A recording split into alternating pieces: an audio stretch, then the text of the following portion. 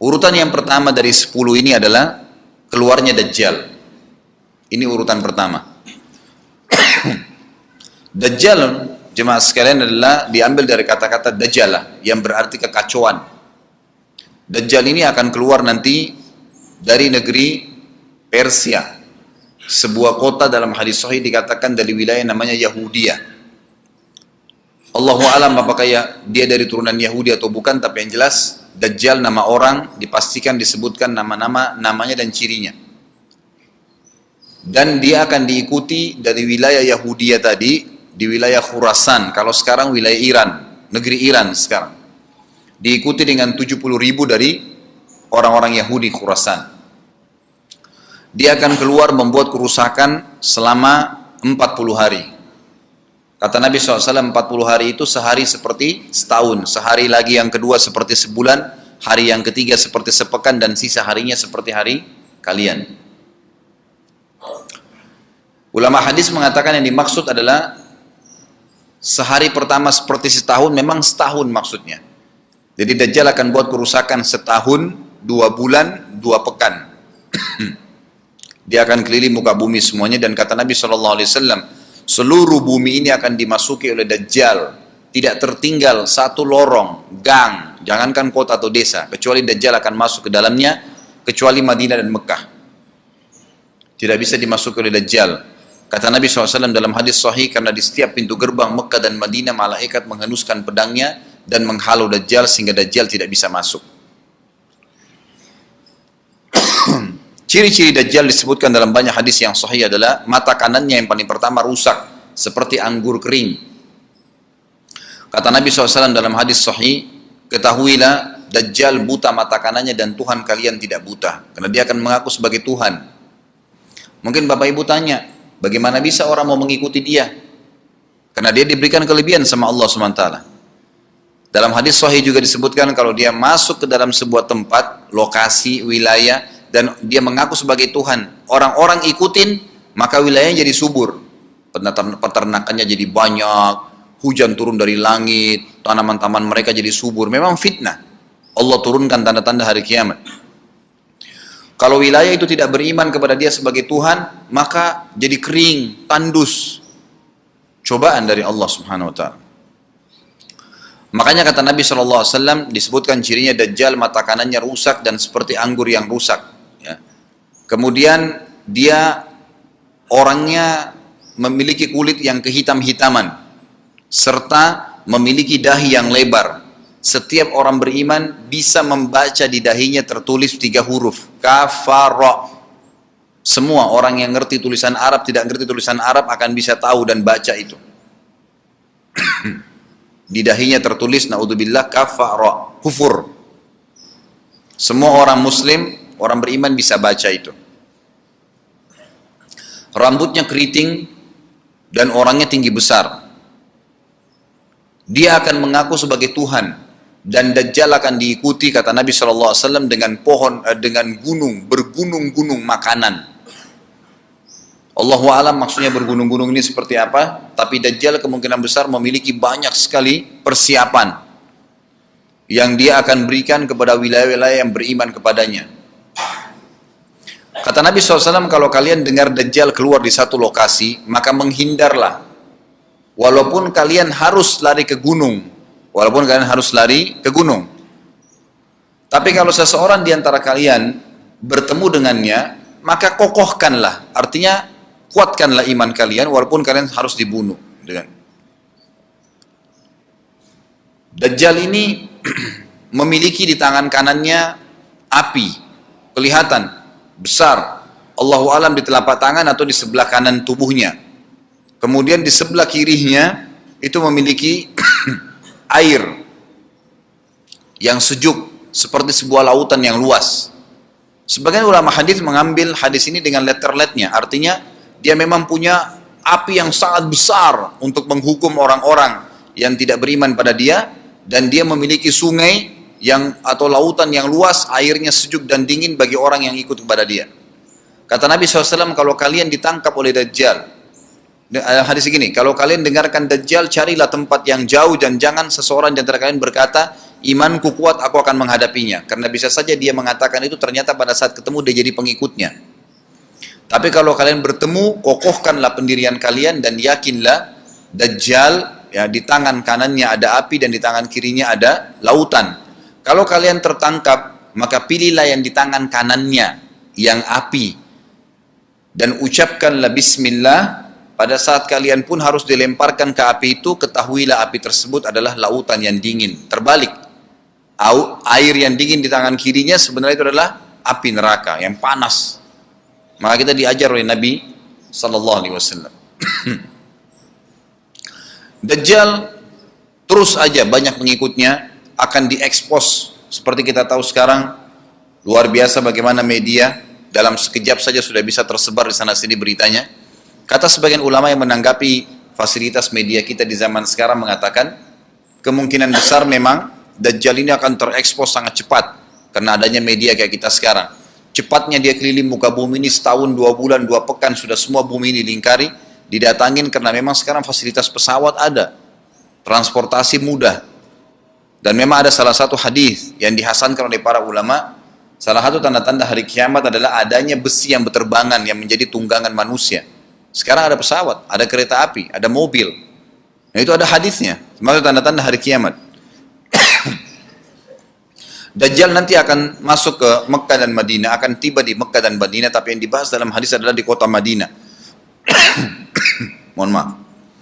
Lalu kemudian dia mau masuk tapi tidak bisa dihalang, maka dia naik ke atas sebuah gunung yang tinggi bersama pengikutnya, lalu dia berkata kepada para pengikutnya, apakah kalian lihat istana yang putih itu? Maksudnya melihat ke Masjid Nabawi. Lalu berkata para pengikutnya, iya tentu saja. Lalu berkatalah, ya, Dajjal itu adalah istananya Muhammad. Tidak bisa dia masuk ke dalam. Dia hanya batas wilayah haram di luar kota Madinah. Maka kata Nabi SAW, Dajjal pun menepukkan telapak kakinya ke bumi di luar kota Madinah, maka terjadilah gempa di kota Madinah, dan keluar dengan gempaan tersebut semua orang yang munafik. Karena orang kafir nggak ada di Madinah. Semua orang yang di dalam hatinya ada sifat kemunafikan keluar dan jadi pengikutnya Dajjal karena goncangan itu. Dan tertinggallah di kota Madinah orang yang hatinya bersih imannya kepada Allah Subhanahu wa ta'ala.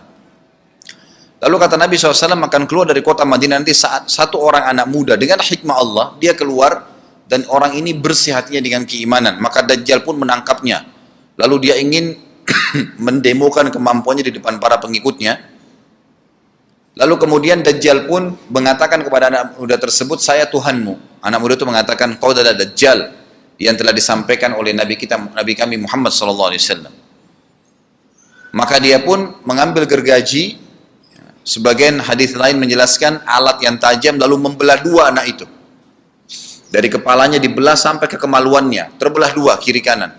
Lalu Dajjal lewat di tengah-tengahnya, demo sambil ya dilihat oleh para pengikutnya dan mereka bersorak-sorak. Lalu Dajjal mengatakan, bersatulah, bersatu kembali jasadnya. Kata Dajjal dalam hadis ini, apakah kau sudah yakin saya Tuhanmu? Anak muda itu mengatakan, saya bertambah yakin kalau kau adalah Dajjal yang disampaikan oleh Nabi SAW. Kata Nabi SAW dalam hadis penutup, ini hadis sahih riwayat Bukhari, riwayat Muslim, ahli sunan, semua menukil tentang masalah Dajjal. Saya tidak sebutkan siapa-siapa perawinya karena memang ini semua hadis sahih. Cukup banyak hadisnya, saya satukan saja.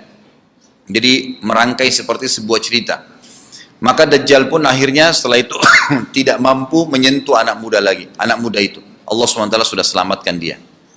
Ringkas cerita, Mekah sama Madinah cuma dia laluin, kemudian dia menuju ke Palestina. Pada saat tiba di Palestina, Dajjal sendiri tidak tahu kalau ajalnya sudah dekat. Maka dia pun akhirnya ya berdemo di sana, menganggap dia punya sebuah kerajaan sampai di daerah Palestina, tepatnya sekarang Israel, subhanallah. Direbut wilayah itu oleh Israel tanpa mereka sadari, dalil-dalil wahyu menuntun mereka ke situ. Ada sebuah kota namanya kota Babelut. Di Israel itu kota itu ada, saya pernah lihat cuplikannya. Termasuk kota yang diidolakan di dalam negeri Israel sendiri namanya Babelut. Subhanallah, hadis menyebutkan nama Babelut. Hadis Nabi SAW dari 1400 tahun yang lalu mengatakan, nanti Dajjal akan berkumpul di sebuah wilayah namanya Babelut di Syam. maksudnya di Palestina itu, Israel sekarang.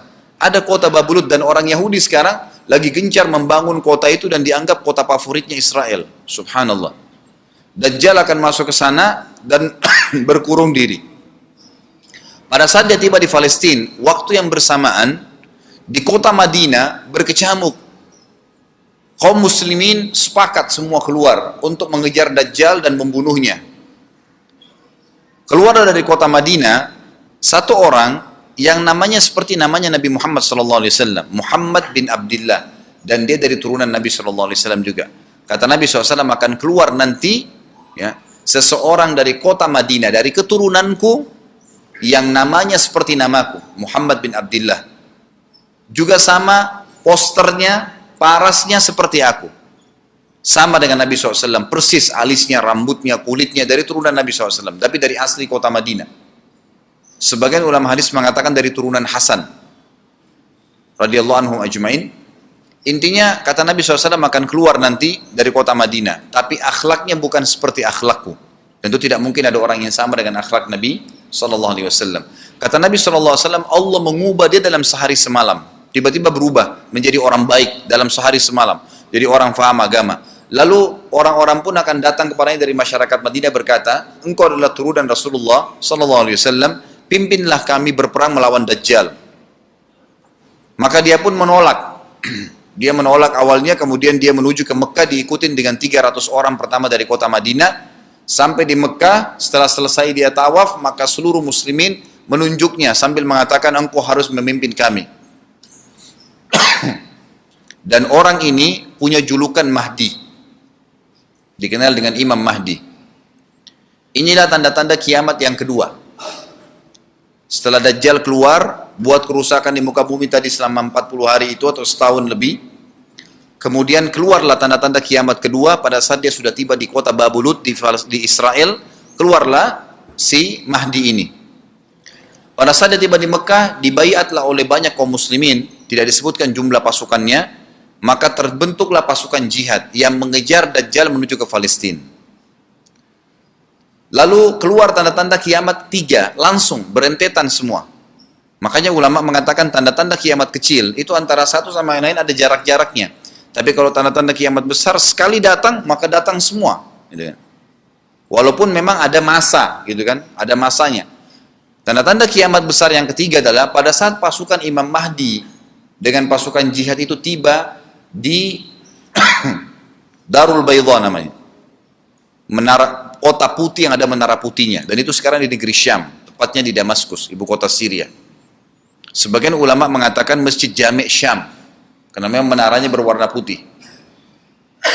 Hadis menyebutkan di menara itulah, di masjid itulah Imam Mahdi mampir sholat asar bersama pasukannya, dan sudah dekat.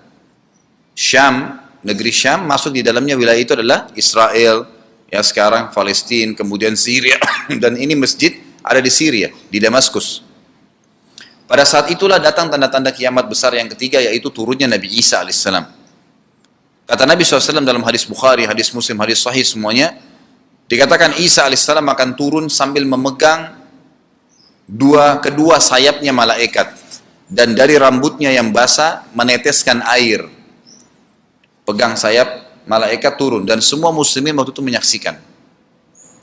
Ya masih hidup zaman itu menyaksikan, dan ini wahyu, penyampaian, pasti terjadi. Maka dia pun turun, lalu kemudian dia masuk, dan orang-orang pada saat itu mengenalnya kalau dia adalah Isa, dan mereka sudah tahu ini masanya, turunnya, keluarnya Dajjal. Ini Mahdi sudah ada. Mereka tahu akan turun Isa. Sudah ada informasi, seperti saya sampaikan ke Bapak Ibu sekarang, itu muslimin di zaman itu sudah tahu semua. Maka Isa pun alaihissalam waktu itu dipersilakan oleh Mahdi untuk jadi imam, maka dia pun mengatakan tidak. Imam dari kalangan kalian.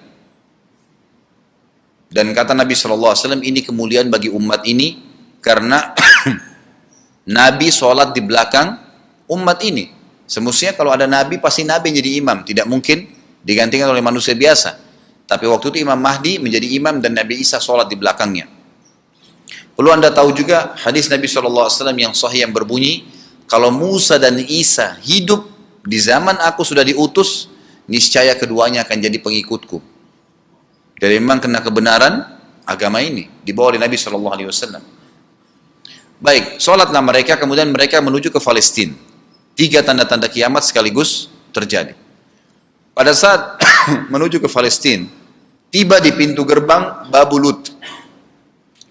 Dan di wilayah Babulut ini, kata Nabi SAW, nanti Isa akan masuk dan membunuh Dajjal. Dan setelah membunuh Dajjal, maka seluruh pengikut Dajjal dari kaum Yahudi akan bersebaran, sembunyi di bawah batu dan pohon, di atas batu dan di bawah pohon. Semuanya batu dan pohon itu akan berbicara kepada setiap pasukan mujahidin, berkata, wahai muslim, ini Yahudi di atas saya atau di bawah saya.